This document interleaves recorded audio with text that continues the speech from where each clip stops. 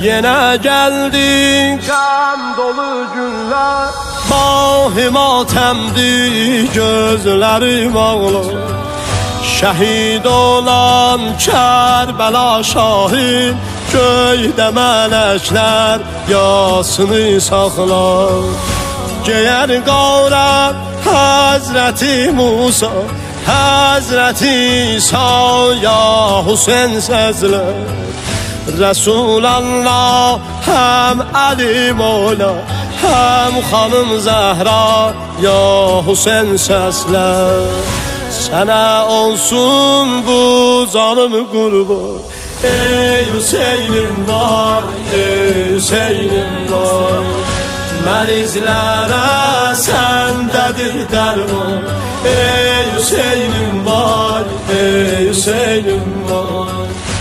Əvvəl fəzlin düşdü qolları, əvvəl fəzlin düşdü qolları, Kərbəla çölü qana boyanlı. Onu qolsuz gördü Zeynəbi, qəlbi ot tutub alışıb yandı. Əli Əkbər bənzəri Əhməd, atlar altında canını verdi.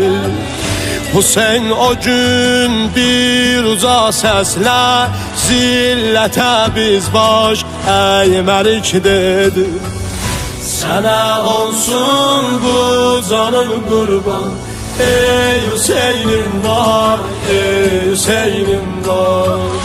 Mərizlərə səndədir dərman, ey Hüseynim var, ey Hüseynim var.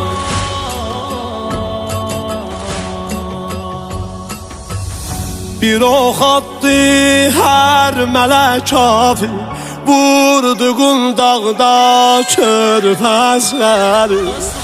Hüseyin qanın ovcuna aldı, səpdi göylərə müşki əmbəri.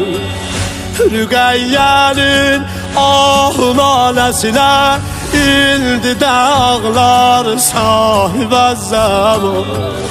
Gələr həmin aşura günü, sinəsin dağlar sahibə zaman.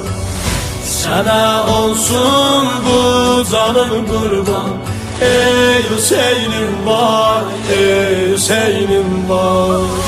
Mərizlərə səndədir dərman, ey Hüseynim var, ey Hüseynim var.